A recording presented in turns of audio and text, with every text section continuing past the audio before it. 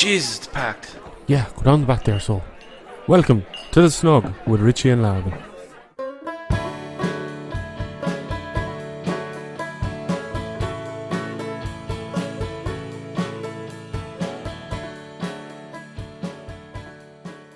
Hello and welcome. This is a new podcast from the west coast of Ireland. It's called The Shnug. My name is Richard Loftus. I'm Lavin. In this podcast we kind of do a rambling interviews of people born in the west of Ireland or bedded at home. Oh yeah, people just around the area, basically. Yeah. Interesting people. Yeah. Mostly interesting. Mostly interesting. Well, hopefully they're interesting. Hopefully they're interesting. Hopefully you find them interesting, Yeah. the listener. Yeah. We usually could have good fun when we're doing it anyway. Oh, absolutely, yeah. I mean, we will be having good fun.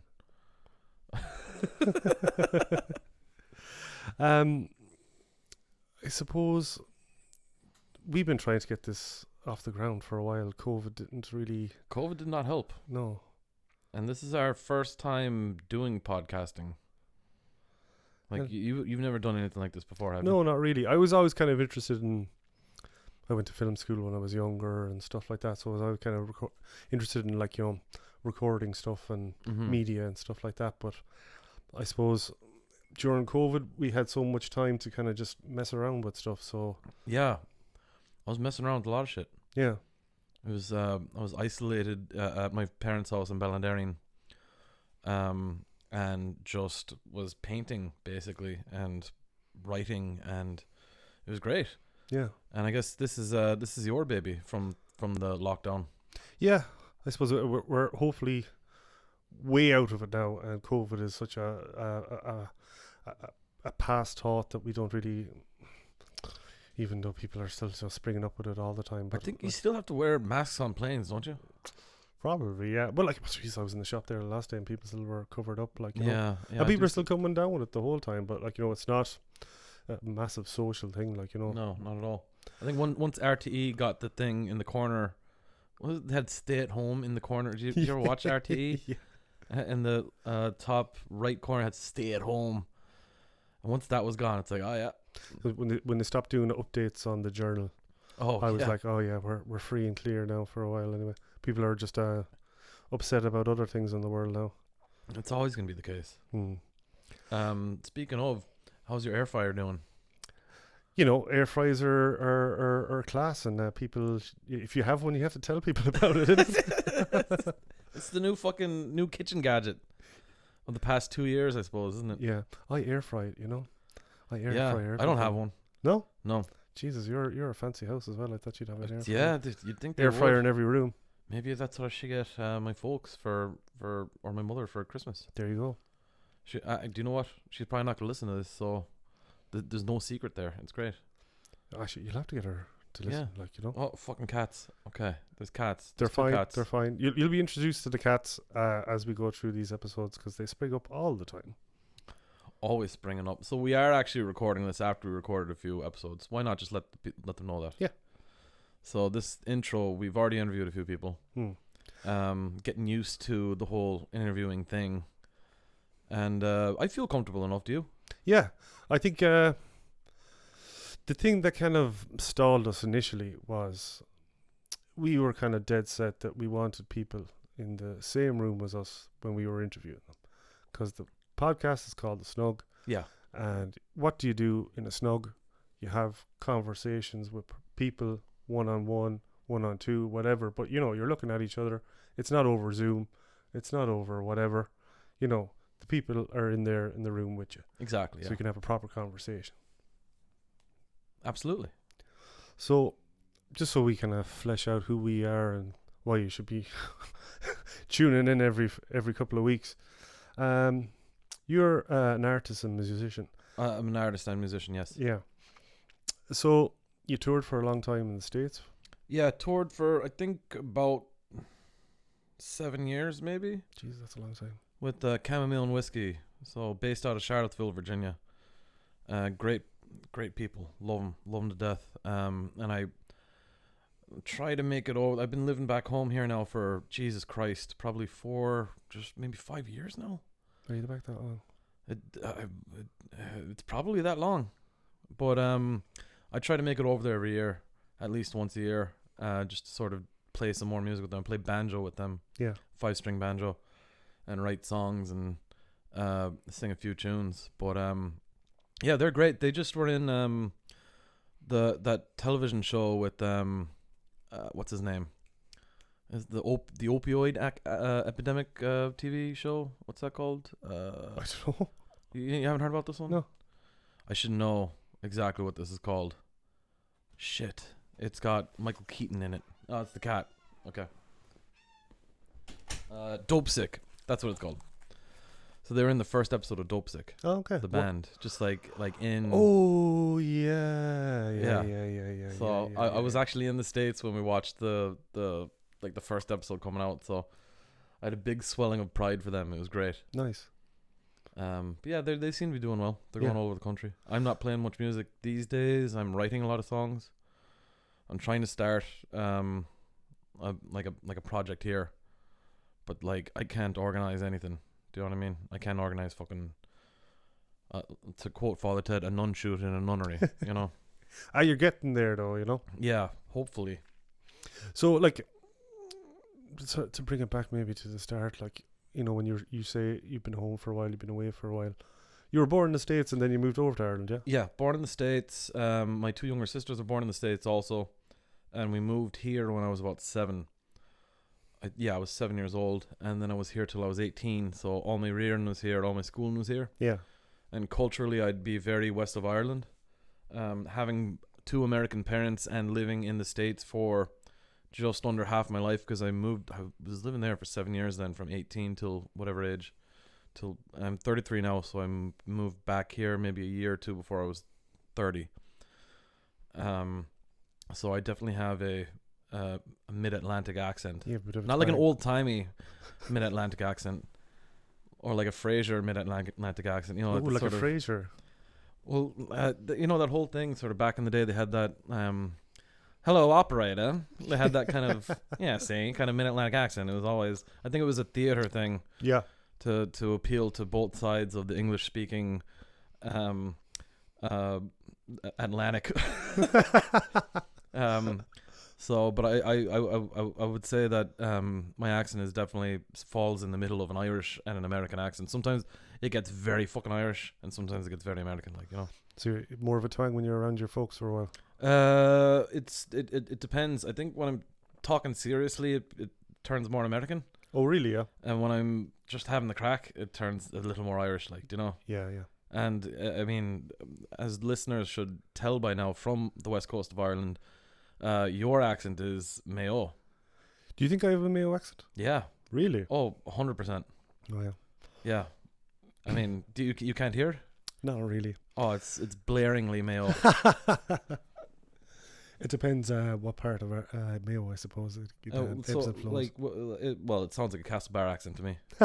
Am I right? I suppose, maybe. I wasn't actually born in Mayo. I was actually born in Limerick and then moved to Clare and then up to Mayo. So where in Clare? I lived in just near Bunratty, Meelick. So I was a kind of so just outside of Limerick. Yeah, just outside Limerick. Yeah. Okay. So when I moved to Mayo, sure, I was a blow in there. Yeah. And then when I moved down here, everybody thought I was from Mayo, so it's kind of just stuck. So yeah, well, you also support Mayo in football. How couldn't you, like? Huh? How couldn't you? Well, I don't follow football anyway. Sorry, I should clarify. Gaelic football. I don't follow the other. I don't follow any American football, or the normal football. Soccer. I don't follow any of that. Yeah. Yeah. I only follow hurling. Yeah. Which you're from hurling country, where you're from anyway. I suppose. Yeah. Most of the South Galway. I suppose. Yeah. It's also more interesting to watch, isn't it? I mean, would you agree? Different strokes for different folks, I suppose. Yeah, different. Pulling hard is good crack. Like. You're from. I suppose you're from. You're not really, but you're kind of hurling snob territory, where, you know. Is that hurling snob territory? Oh, it depends on where you're from, like, you know. I suppose, you know, if you're from a predominantly hurling place, football is kind of an afterthought, like, you know. But you're not as bad as you would be if you were from like Kilkenny or. Yeah. No, it's like it doesn't run through my veins. Yeah. Like I definitely just, and I mean, I'm blowing too, and I never played it, but I do enjoy watching it, you know. And Yeah. I will go and watch it live. It's great crack, like. Yeah, just great crack. Just a day out. Yeah. But you know, funnily enough, you have Mayo blood though, don't you? Yeah. My dad's from Mayo. Mam's from Kilkenny. Okay. So we kind of just moved around a lot, and they were over in England for years and stuff. So Whereabouts in England? they were in London for years, and then they moved to Manchester. My brother and my sister were born in Manchester, and then they moved back then in kind of late 80s. So a lot of family still over there as well. Mhm. Like, and then we just moved around a lot, I suppose. Yeah. So but that's, I suppose, anywhere I lived was on the West Coast, and it's not like I have just a mad hatred for anywhere else in the country, but like I'm inherently, I have a graw for the west of Ireland. It's where I'm from. I know the people. I love it. Like, Absolutely, yeah. So kind of that's what the purpose of this podcast is kind of just shine a light on, people that we know and not people we don't know. It's just anything I've ever done, kind of like job wise or study wise. I've always been interested in people's stories. So Yeah. when I studied history when I was in college and stuff, and looking back at old sources and stuff like that, it's people's stories that I was always interested in, and like getting to know people and stuff like that. Isn't that like most people? I don't know. Some people are just like, what do you do? And that's your job, and that kind of defines you as a person. Maybe it's just like an inherently, I think it's an inherently Irish thing to be interested in stories. Not just a West Coast of Ireland thing, but an inherently Irish thing. It's I mean, to me it's as normal as liking sliced white bread with butter on it. Do you know what I mean? Which I fucking love. So it's like I don't know, like is there other cultures that are kind of like, fucking, I don't want to hear that story again. Do you know? I'm absolutely delighted if it's a good storyteller telling a good story. I don't mind hearing the same person tell the same story fucking for a decade. You know what I mean? Yeah. But yeah, no, it is the West Coast. I guess maybe just where we are as well, there is a huge sort of storyteller tradition, isn't there? Mm-hmm. Yeah. But like storytelling tradition, but you're like, how many people do we know that are just fucking great storytellers? Yeah. And they're just talking about what happened last weekend, and then That's what I mean. It's part of just like exactly just talking about what you did last weekend. I think you have to, like, socially, you have to be able to talk shite to kind of get like places as far as like get along with people and stuff, you know. So just kind of to circle back, you're a musician, you're an artist. Yes. So which came first? Oh, definitely art. Definitely art. Like I've been drawing since before I could talk, I'd say. Yeah. So my mother's an artist as well. So I that was definitely a huge influence. She was always supporting me to do art. Same as my father. And so I was always fairly comfortable with creating visual artwork. And music came along when I was about 16. And smoked a joint, and I was like, oh yeah, I'm going to start playing guitar. The creative process began. Yeah, well, that creative process anyway. And that was what I was dead set on doing. I really wanted to be a film director as well. I loved the idea of like doing film and stuff, but like I had this video editing software that I had made a film with my friends, and we had gotten about 40 minutes of this film done. It was a comedy movie called Hillbilly Jamboree Patrol. That's a pretty good title, actually. Yeah, it was funny. We actually recorded music for it and everything, so it was going to be this whole thing. Was that in the States or? It was here. Was it here? Yeah, okay. it was in Galway. Like it was in Ballinderring, and it was fucking hilarious. Like 2 of the people were Australians coming to visit Galway, and they just ran into all these American hillbillies in Galway for some reason. But no, I had a knack for editing, and it was so much fun. But one day, the computer crashed as I was editing, and that was like 6 months of work that we had been doing, filming and editing of 6 months of stuff, and I fell apart into tears. So I just said I don't want to do that anymore. So I just focused on visual painting, or not painting, but like drawing, and then and music. Yeah. And painting came when I was about 18. You were playing music in Galway. I was. What instrument was your guitar, your banjo? I started off as an electric guitar player. Played a lot of electric guitar for years, and then when I moved to the States, I met the lead singer from Chamomile Whiskey, Coda, and his girlfriend Marie, who's the fiddle player. They're both married now. Oh, lovely. But I met Coda in an Eastern thinking philosophy class at a community college in Charlottesville. And he had heard my accent, and he's like, "Oh, geez, you're from Ireland." Well, he said, "Oh, you're from Ireland." I was like, "Yeah, I'm from Ireland," and we like just became close friends. And I told him that I was a banjo player. I had just bought a banjo because they were looking for a banjo player for their band. Very good. And so I just kind of learned on the fly. But then professionally, the majority of my musical career, actually the entirety of it, I've been a professional banjo player. So, and I'm not that good at it, but I come on, just kind of fuck around. You can't say that you're not good at the banjo. Well, it's definitely an idiosyncratic way of playing it. I play it with the pick, and I cross pick it, whereas normally banjo players will frail, or they'll do the Scruggs style banjo picking, which is that's all use your hand a lot. Frailing is like a claw, like you can do claw hammer. No one's gonna know what I'm talking about. I'm not very good at explaining it, but I use a guitar pick to play the banjo, and in Ireland people actually use a pick as well for traditional music. But it's definitely actually the theme song for this show, for the Shnug, isn't Chamomile and Whiskey. It's another band I was involved with in the States, the Onion Poets. My friend Danny Zazeski wrote the song. I helped him arrange it, and you could hear some of the banjo playing in that. The theme song for this podcast, Up in the Middle, it's called. So that's that. And how long were you in the States recording with the band and stuff? A few years, weren't you? I think I was with the band for 7 years. 7 years in Charlottesville, as opposed to 7 years in Tibet. That's a different. Did you ever watch that film, 7 Years in Tibet? With Brad Pitt? With Brad Pitt.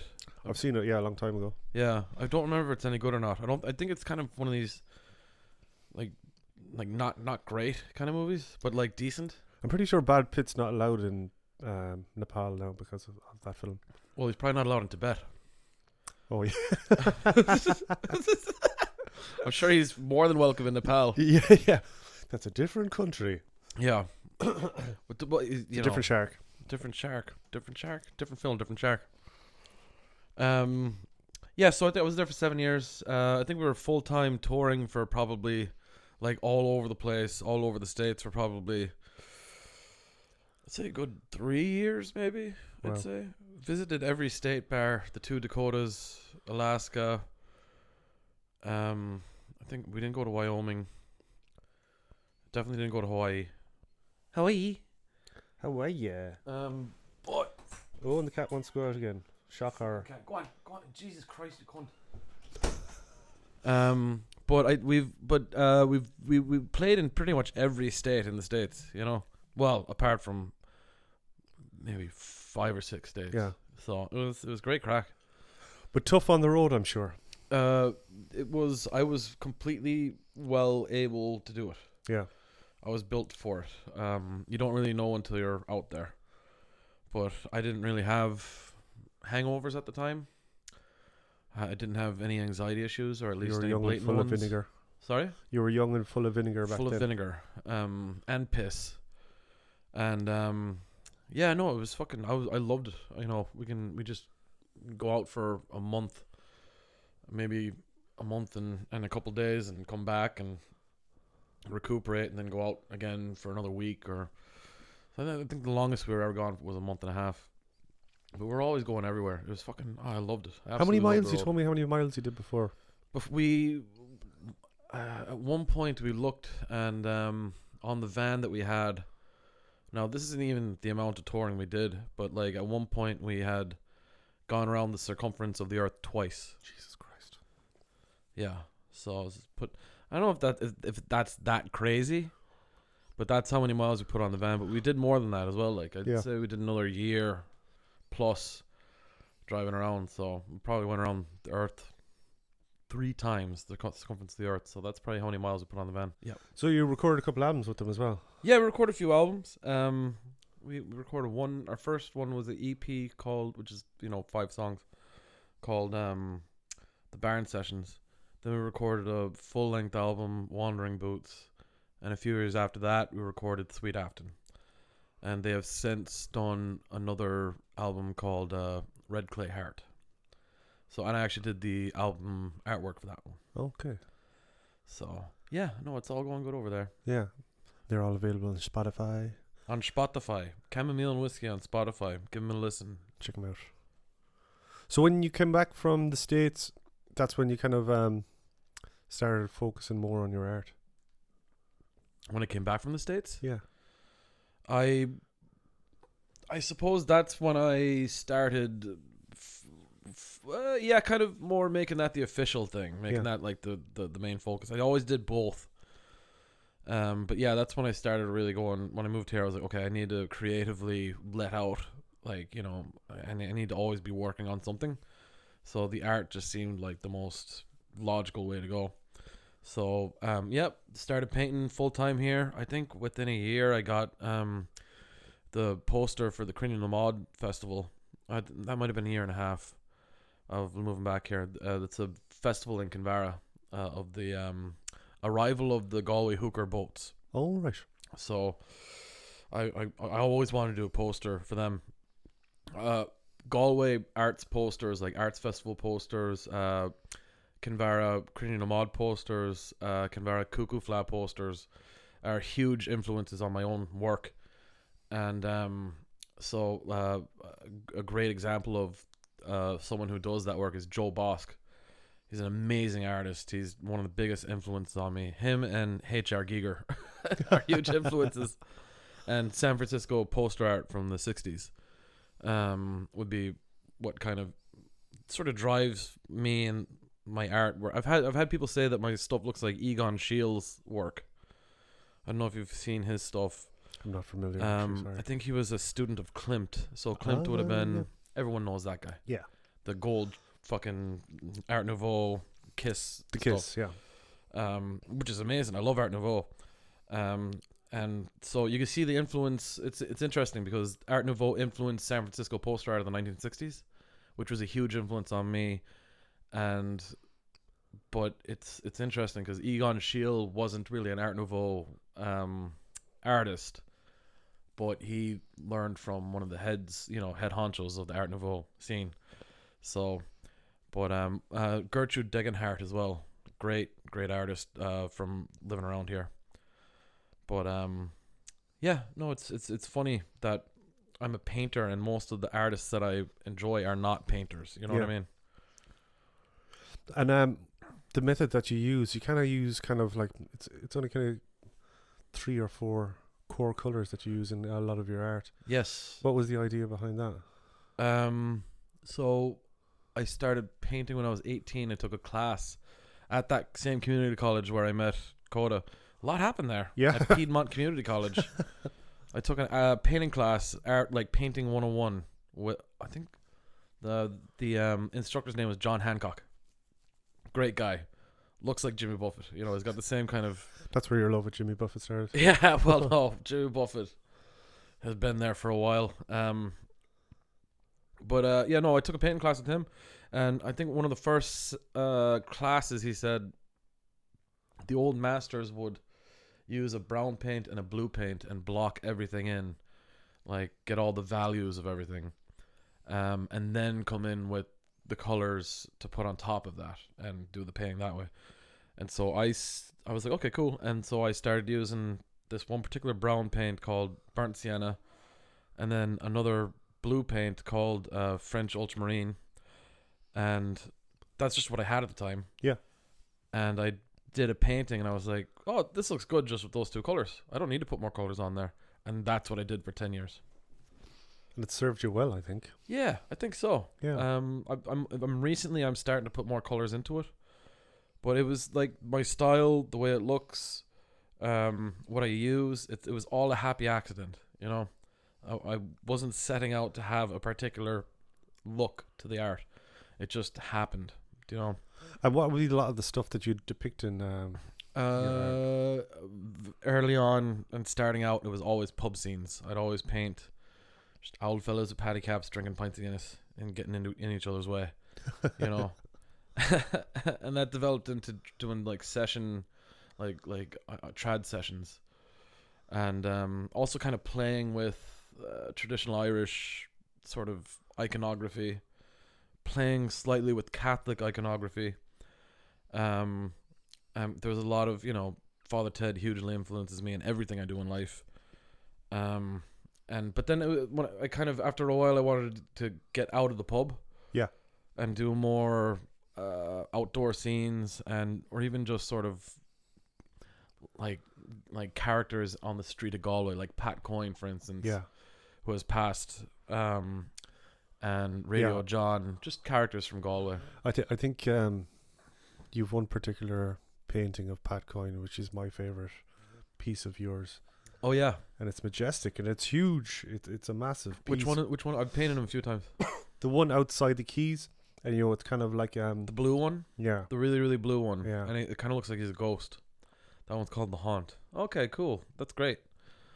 Yeah, it's always interesting to hear people's favorites. Yeah, that's gorgeous. I just love the colors that you use and the way he's depicted. It's just fantastic. Thank you. Yeah, I think my favorite one of his is my favorite painting that I've done of him is the one with the bicycle. Ah, yeah. To me, it's the most Pat looking painting. But yeah. So I try to do a lot of that. I've done a lot of Galway hookers themselves to paint a lot of boats, and these days I'm focusing more on. I'm focusing more on. I'm a focusing moron.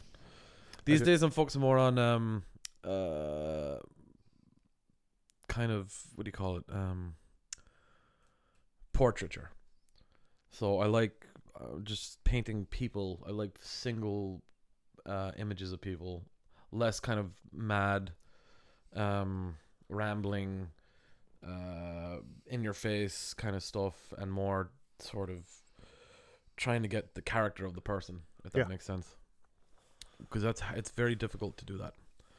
At least it is for me. Some people it comes to very naturally. For me, it was, I'd almost make a caricature or a cartoon out of something. I was always able to make expression, but I'm trying now to really hone in on the person themselves. So you actually have an exhibition coming up. When is it and where is it? Yeah, I have an exhibition coming up on the 22nd of October. It's in Tubber, County Clare, kind of right near Loch Bunny. Oh, lovely. The Burren Art Gallery is the name of the place that we're doing it. It's actually a converted church, so it's interesting. I don't think the place has an air code. Isn't that strange? Google Tubber and you'll find it. Google Tubber or the Burren Art Gallery. If you Google, it's not the Burren College of Art. It's the Burren Art Gallery. If you Google that, you'll be able to find it. But that's called The Scale of Art, the exhibition. I mean, my whole contribution to it is Rust Colossus, is a poem I wrote and a triptych I have based off of the poem. What's a triptych, actually? A triptych is 3 paintings that are meant to be hung together. So, or not even meant to be. It's like they have to be, you know. I mean, I assume that there's some triptychs out there that have been, you know, broken up and one's here, one's there, but they're supposed to be hung together. Francis Bacon, most of his like recognized work would be triptychs, and then it stems from old like Catholic iconography. So those tickets are available on Eventbrite? On Eventbrite, yeah. If you go to my bio in on my Instagram page, my Instagram handle is lavin.artworks on Instagram. It's in the bio there, and you can book a ticket. And there will be a bus leaving from Kinvara to the venue. We're going to spend about 20 minutes to half an hour there for the show, and then the bus will bring it back to Kinvara. Perfect. So we'll be there. Yeah, I'll definitely be there. You kind of have to be. I'm going to have to be there, I think. So that's us. That's Richie. That's Lavin. That's an introduction to the Shnug. We'll be out every couple of weeks. We'll be all over your social media in the coming days, More or less, yeah. promoting the crap out of this show. And get involved. Get in touch with us. If you have anybody that you think would enjoy being in the Shnug with us, having the chats. Anybody that has anything they want to promote something, they want to talk about something. If you know somebody in your life that has a good story to tell. Yeah. We are eventually going to try to do this in actual snugs in pubs. Instead of just in my sitting room. Yeah. We'll get there. Well, I think that'll be great. Yeah. So we have a whole host of guests already interviewed, and it's going to be a full pack schedule for the next few weeks. Yeah. So enjoy it, folks. Yeah. That's me. And that's me. Thanks very much, guys. Check out the podcast. We'll be talking to you soon, and keep an eye out for the Shnug Podcast. Sound.